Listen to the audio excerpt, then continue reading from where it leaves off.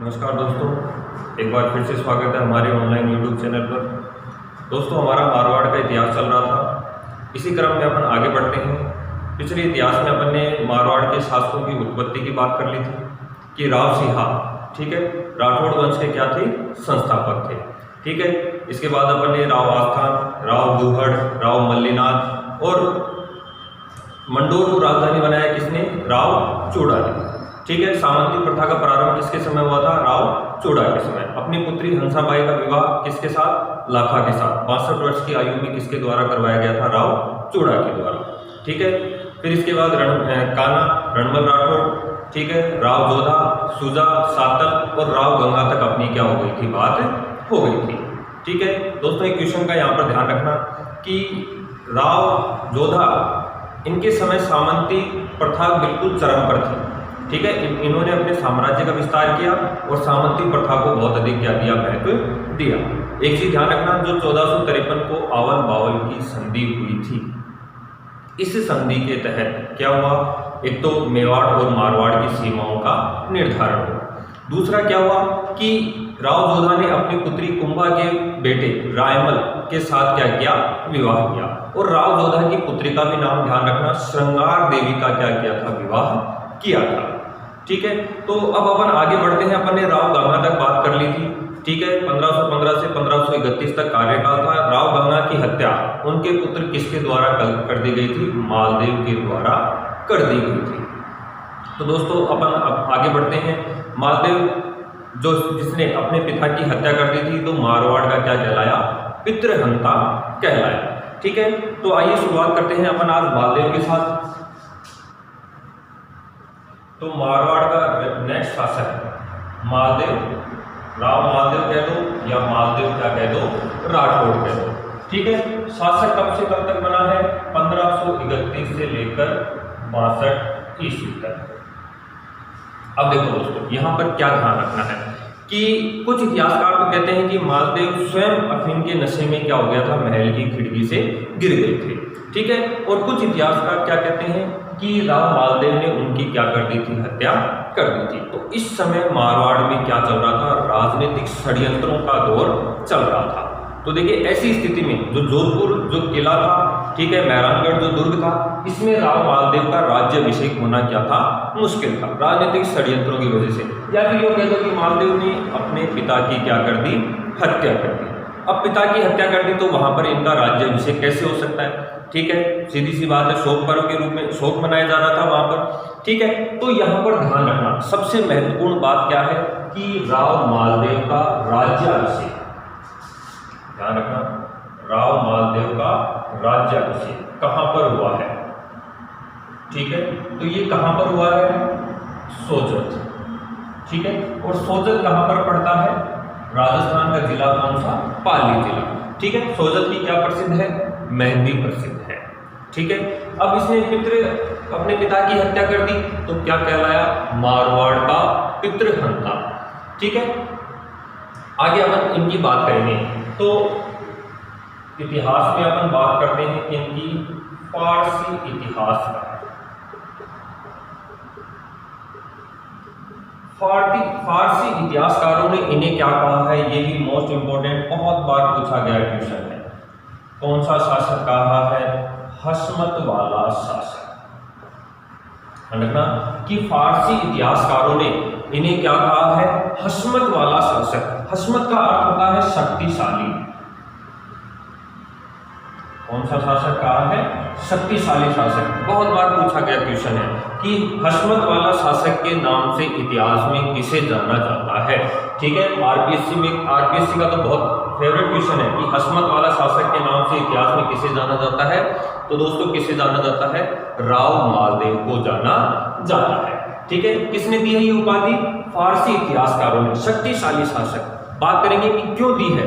ठीक है, इतिहास का एक का नाम सुना ही होगा आपने, बदायूनी। ठीक है, अब्दुल कादिर बदायूनी। ठीक है, तो बदायूनी ने इसे क्या कहा है, भारत का महान पुरुषार्थी राजकुमार। क्या कहा है इन्हें, भारत का महान पुरुषार्थी राजकुमार। ठीक है, अपने कर्मों की वजह से इन्हें क्या कहा है बदायूं द्वारा, अब्दुल कादिर बदायूं इन्हें क्या कहते हैं, भारत का महान पुरुषार्थी राजकुमार, जिसने अपने पुरुषार्थ से यानी कि अपने कर्मों से अपने राज्य का क्या किया, विस्तार किया था। ठीक है, एक व्यक्ति है अबुल फजल। अबुल फजल ने एक ग्रंथ लिखा है अकबरनामा, और इस ग्रंथ में, ठीक है, किसकी तारीफ की है, मालदेव की तारीफ की है। ध्यान रखना कि अबुल फजल द्वारा कौन से ग्रंथ में, अकबरनामा ग्रंथ में किसकी तारीफ की गई है, मालदेव की क्या की गई है, तारीफ की गई है। ठीक है, बदायूं द्वारा इन्हें कौन सी उपाधि दी गई है, भारत का महान पुरुषार्थी राजकुमार। ठीक है, और हशमत वाला शासक किसके द्वारा, ये मोस्ट इंपोर्टेंट है, इसको तो याद करना ही करना है किसी भी कंडीशन में कि हशमत वाला शासक किसे कहा जाता है, राव मालदेव को कहा जाता है। देखिए, ये सब इनकी इतनी तारीफ क्यों कर रहे हैं कि जब राव मालदेव गद्दी पर बैठे थे, ठीक है, तो उस समय मारवाड़ के केवल 2 परगने यानी कि 2 क्षेत्र, ठीक है, एक तो कौन सा क्षेत्र, जो जोधपुर वाला क्षेत्र है वो, और दूसरा इन्होंने अपना राज्याभिषेक कहां पर करवाया था, सोजत। केवल और केवल ये 2 परगने किसके पास थे, मालदेव के पास थे। ठीक है, अब इसे इन्होंने क्या किया, इनको एक उपाधि और दी जाती है। ठीक है, और वो उपाधि क्या दी जाती है, इन्हें क्या कहा जाता है, 52 युद्धों का विजेता। ध्यान रखना दोस्तों कि मालदेव को क्या कहा जाता है, 52 युद्धों का विजेता। ठीक है, मैंने भी आपको बताया कि जब ये गद्दी पर बैठे थे, मालदेव जब मारवाड़ की गद्दी पर बैठे थे, तब इनके पास केवल 2 परगने, 2 क्षेत्र, ठीक है, कौन कौन से, जोधपुर और केवल कौन से, सोजत वाले क्या थे, इनके पास क्षेत्र थे। ठीक है, तब ऐसी स्थिति में इन्होंने कितने युद्ध लड़े, 52 युद्ध, और इन्हें क्या कहा जाता है, 52 युद्धों का विजेता कहा जाता है। ठीक है, तो इन 52 युद्धों के माध्यम से इन्होंने अपने साम्राज्य का क्या किया, विस्तार किया। ठीक है, ध्यान रखना, अपने साम्राज्य का क्या किया, विस्तार किया। और कितने, 58 परगने। ध्यान रखना कि इन्होंने कितने परगनों पर विजय पाई, 58 परगनों पर इन्होंने क्या प्राप्त की, विजय प्राप्त की। ठीक है, तो क्वेश्चन पूछ ले, इतिहास में 52 युद्धों का विजेता किसे कहा जाता है, तो किसे कहा जाता है दोस्तों, राव मालदेव को। ठीक है, मारवाड़ के शासक राव मालदेव, शासनकाल कब से कब तक, 1531 से 1562।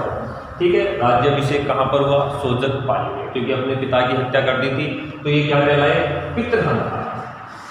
ये चीज ध्यान रखना, एक और शासक आएगा मारवाड़ में भी पितृहत्या की अपन बात करेंगे तब। ठीक है, तो यहाँ पर शुरुआत में कौन है, राव मालदेव, ये क्या कहलाए, पितृहंता। ठीक है, राज्याभिषेक कहां पर हुआ, सोजत पाली में। फारसी इतिहासकारों ने कौन सी उपाधि दी है इनको, हशमत वाला शासक। ठीक है, बदायूं ने भारत का इन्हें क्या कहा है, महान पुरुषार्थी राजकुमार। ठीक है, अबुल फजल ने अकबरनामा में किसकी तारीफ की है, राव मालदेव की क्या की है, तारीफ की है। और किसे 52 युद्धों का विजेता कहा जाता है, तो राव मालदेव को 52 युद्धों का क्या कहा जाता है, विजेता कहा जाता है। और इन्होंने अपने साम्राज्य का विस्तार किया। ठीक है, और कितने परगने भी जीते, 58 परगनों पर इन्होंने क्या प्राप्त की, विजय प्राप्त की। तो दोस्तों अब यहाँ पर ध्यान रखना, मैंने आपको बताया था कि फारसी इतिहासकारों ने इन्हें क्या कहा है, हशमत वाला शासक, शक्तिशाली। तो आपके सामने है उदाहरण कि कितने युद्ध लड़े हैं इन्होंने, 52 युद्ध लड़े हैं। 52 युद्धों का क्या कहा गया है, विजेता, और अपने पिता की हत्या करके क्या बने थे, शासक बने थे। ठीक है, और यहाँ पर इन्होंने देखो अब अपने साम्राज्य का क्या करना शुरू कर दिया है, विस्तार शुरू कर दिया है। देखिए थोड़ा सा समझते हैं इसको।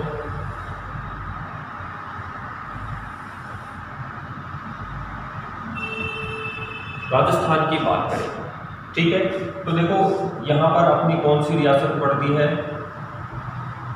मारवाड़ रियासत। ठीक है, मारवाड़ का शासक कौन है, मालदेव। ठीक है, यहाँ पर कौन सी रियासत पड़ती है, बीकानेर। बीकानेर कह दो या फिर कौन सा प्रदेश कह दो, झालावाड़। ठीक है। यहाँ के शासक कौन है? राव जयसिंह सिंह, ठीक है, क्योंकि बीकानेर भी कहां से निकला है? मारवाड़ से ही निकला है। राठौड़ वंश का यहाँ पर भी क्या था? शासन था, ठीक है। यहां पर देखो दोस्तों क्या पड़ता है? सोजत, सोजत पर इनका अधिकार था पाली में, ठीक है। यहां पर एक क्षेत्र पड़ता है, एक सिवाना, ठीक है। यहां पर एक क्षेत्र पड़ता है भादरा जोन, और भादरा जोन कहां पर है? जाटौर। सिवाना कहां पर है? बाड़मेर में, ठीक है। यहां पर एक क्षेत्र पड़ता है कौन सा?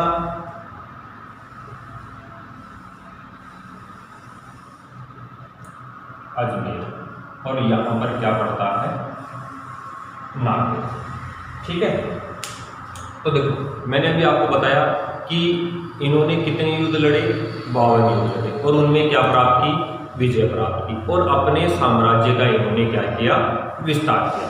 तो अभी मैंने जो आपके सामने ये डायग्राम बनाया, तो इन्होंने ये जितने भी क्षेत्र थे, ठीक है, पोखरण वगैरह थे, जैसलमेर का क्षेत्र था, ठीक है, मालकोट है, नागौर है, जो भी है, यहाँ पर इन पूरे प्रदेशों में किसका अधिकार हो गया था? ध्यान रखना दोस्तों, किसने अधिकार कर लिया था? मालदेव ने। किसके द्वारा अधिकार कर लिया गया? राव मालदेव के द्वारा। यहाँ पर देखो एक क्वेश्चन, अपन सिवाना दुर्ग की जब बात कर रहे हैं, तो सिवाना दुर्ग के 2 उपनाम थे, ये अपने को याद करने हैं और इम्पोर्टेंट भी है दोनों। सिवाना दुर्ग के क्या है? 2 उपनाम। एक तो देखो इसे क्या कहा जाता है? मारवाड़ के राजाओं की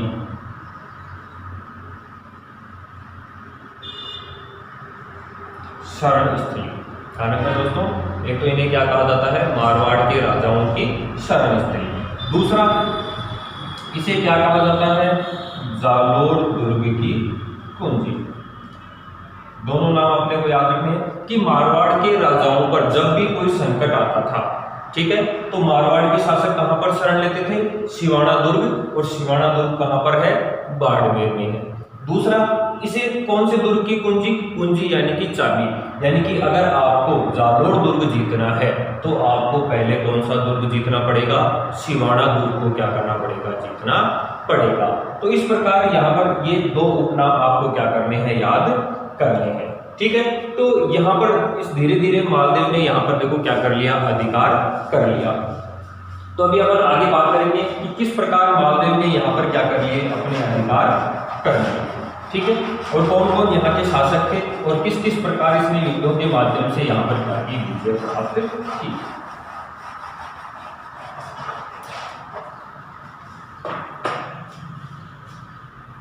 ठीक है दोस्तों, तो अभी अपन आगे बात करते हैं वापस मालदेव 1531 से 62 तक जा रहे हैं शासक रहे, ठीक है। तो देखो सबसे पहले अपन बात करते हैं बीकानेर की, ठीक है। तो यहाँ पर इनके 2 सेनापति, सेनापति कौन है? जैता, और कौन है? टूपा। इन दोनों के नाम अच्छी तरह याद रखते हैं कि मालदेव 1531 से 62 तक सेनापति 2, ठीक है, जैता और टूपा, ठीक है। और इधर बीकानेर के शासक, बीकानेर के शासक मैंने अभी आपको बताया कौन थे? राव जयसिंह, ठीक है। देखो वैसे तो रिश्तेदार थे, क्योंकि राव जोधा के 5वें पुत्र राव बीका ने बीकानेर में राठौड़ वंश की क्या की थी? स्थापना की थी। लेकिन हसमत वाला शासक कौन है? मालदेव। शक्तिशाली शासक कौन है? मालदेव। तो इसने अपने जितने भी अड़ोसी पड़ोसी क्षेत्र थे इनको विजय प्राप्त करना क्या कर दिया? शुरू कर दिया, ठीक है। तो देखो यहाँ पर क्या हुआ? मालदेव के 2 सेनापति हैं, जैता और टूपा, ठीक है। दोनों के नाम याद करने हैं। मालदेव ने किसके ऊपर आक्रमण कर दिया? राव जयसिंह के ऊपर क्या कर दिया? आक्रमण कर दिया। तो ध्यान रखना, बात कब की है? 1541, ठीक है। और कौन सा युद्ध कहते हैं इसे? पाहेबा, या फिर कौन सा युद्ध कहते हैं? साहेबा का क्या कहा जाता है? युद्ध कहा जाता है, ठीक है। गंगानगर वाला क्षेत्र पड़ता है। 1541 में कौन सा युद्ध? पाहेबा या साहेबा का क्या कहा जाता है? युद्ध कहा जाता है। इस युद्ध में क्या हुआ? इस जैता और टूपा द्वारा राव जयसिंह की क्या कर दी गई? हत्या कर दी। ध्यान रखना दोस्तों, बीकानेर पर क्या कर लिया, अधिकार कर लिया। ठीक है, किसके द्वारा, मालदेव के द्वारा। 1531-62 में 31 से 62 तक शासनकाल है और 1541 की घटना है। कौन सा युद्ध, पाहिबा या साहिबा का युद्ध, जो गंगानगर वाला क्षेत्र है उसमें पड़ता है। ठीक है, और बीकानेर के शासक राव जैतसिंह की इस युद्ध में इन्होंने क्या कर दी, हत्या कर दी। ठीक है, इस क्षेत्र पर अधिकार कर लिया। अब क्या हुआ, राव जैतसिंह के दो पुत्र थे। राव जैतसिंह के क्या थे, दो पुत्र। ठीक है, इनके दो क्या थे, पुत्र। एक तो कौन था, कल्याण, और एक कौन था, भीम। ये दोनों, ठीक है, ये दोनों क्या हो जाते हैं, उस समय भारत पर शासन कौन कर रहा था, शेरशाह सूरी। ठीक है, पिछली वीडियो मैंने आपको बताया था, इस समय 1540 में भारत का शासक कौन बन चुका था, शेरशाह सूरी बन चुका था। ठीक है, तो कल्याणवत और भीम किसकी शरण में चले जाते हैं, शेरशाह सूरी की क्या चले जाते हैं, शरण में चले जाते हैं। ठीक है, क्यों चले जाते हैं, क्योंकि मालदेव द्वारा क्या कर दी गई, जैता और कोपा की क्या कर दी गई, हत्या कर दी गई। ठीक है, और इनके दोनों पुत्र कल्याणवत और ये भीम किसकी शरण में चले जाते हैं, शेरशाह सूरी की क्या चले जाते हैं, शरण में चले जाते हैं। ठीक है, अभी अपन ने बात की यहाँ पर मेड़ता। ठीक है, मेड़ता का शासक कौन था, वीरमदेव। ठीक है, मेड़ता का शासक कौन था इस समय, वीरमदेव। ठीक है, तो दोस्तों क्या हुआ, ये वीरमदेव, इस वीरमदेव के साथ में भी क्या थे, मालदेव के संबंध अच्छे नहीं थे। ठीक है, एक हाथी था दरियाजन। ठीक है, इस हाथी को लेकर इन दोनों के बीच में क्या हो गए, मतभेद हो गए थे। ठीक है, तब ऐसी स्थिति में वीरमदेव को भी ये क्या करता है, पराजित करता है, और पराजित करके इसे कहाँ, ये भी कहां पर चला जाता है, किसकी शरण में चला जाता है, शेरशाह सूरी की क्या चला जाता है, शरण में चला जाता है। ठीक है दोस्तों, ध्यान रखना, मेड़ता के शासक वीरमदेव, वीरमदेव के साथ किस बात को लेकर मतभेद थे, हाथी को लेकर। हाथी का क्या नाम था, दरियाजन। ठीक है, तो ये वीरमदेव को भी पराजित करता है और वीरमदेव भी यहाँ से फरार होकर कल्याणमल की सहायता से किसकी शरण में चला जाता है, शेरशाह सूरी की क्या चला जाता है, शरण में चला जाता है। ठीक है, इससे पहले अपन ने पढ़ा था कि राव गंगा ने 1529 में सेवकी गांव के युद्ध में नागौर के शासक दौलत खान लोधी को क्या किया था, पराजित किया था। तो वो दौलत खान लोधी भी किसके ऊपर वापस आक्रमण करता है, मालदेव के ऊपर क्या करता है, आक्रमण करता है। ठीक है, तो मालदेव के ऊपर आक्रमण करता है, तो मालदेव के ऊपर आक्रमण करता है, इस समय की घटना है 1533। और कौन सा युद्ध हुआ, हीराबाड़ी का युद्ध। ठीक है दोस्तों, कौन से युद्ध की बात कर रहे हैं यहाँ पर, हीराबाड़ी के युद्ध की क्या कर रहे हैं, बात कर रहे हैं। ठीक है, तो हीराबाड़ी के युद्ध में किसको हराता है, नागौर के दौलत खान लोधी को क्या करता है, पराजित करता है। देखो, दोनों पिता पुत्र। ठीक है दोस्तों, दोनों पिता पुत्र किसको पराजित करते हैं, दौलत खान लोधी को। यहाँ पर तो राव गंगा ने तो कौन से युद्ध में, सेवकी गांव के युद्ध में इनको क्या किया था, पराजित किया था। ठीक है, और यहाँ पर हीराबाड़ी के युद्ध में किसके द्वारा पराजित हुआ है, ये राव मालदेव के द्वारा क्या हुआ है, पराजित हुआ है। ठीक है दोस्तों, आएगा समझ में कि इन्हें 52 युद्धों का विजेता कहा जाता है और इन्होंने अपने साम्राज्य का क्या किया, विस्तार किया। ठीक है, 1541 में किसके ऊपर आक्रमण कर दिया, बीकानेर के शासक राव जैतसिंह पर क्या कर दिया, आक्रमण कर दिया। ठीक है, सेनापति कौन थे इनके, जैता और कुप्पा। तो राव जैतसिंह की क्या कर दी जाती है, हत्या कर दी जाती है। ठीक है, और कुप्पा बीकानेर का क्या संभाल लेते हैं, शासन संभालते हैं। ठीक है, इनके पुत्र कल्याणमल और भीम, इस समय भारत के शासक कौन है, सूरवंश के शासक। ठीक है, वास्तविक नाम क्या था, फरीद। ठीक है, तो ये शेरशाह सूरी के पास क्या चले जाते हैं, शरण में चले जाते हैं। ठीक है, 1541 इस युद्ध को क्या कहा गया, पाहिबा या साहिबा का क्या कहा गया, युद्ध कहा। ठीक है, मेड़ता के शासक वीरमदेव, इनके साथ हाथी को लेकर मतभेद हो गए थे, तो इनको भी पराजित करता है और ये भी किसकी शरण में चले जाते हैं, शेरशाह सूरी की शरण में चले जाते हैं। ठीक है, 1533 हीराबाड़ी के युद्ध में दौलत खान लोधी को क्या करता है, पराजित करता है। एक क्षेत्र अपन बात करते हैं, जालौर वाला जो क्षेत्र है। ठीक है, जालौर वाले क्षेत्र में शासन कर रहा था इस समय वीरा सिंघल।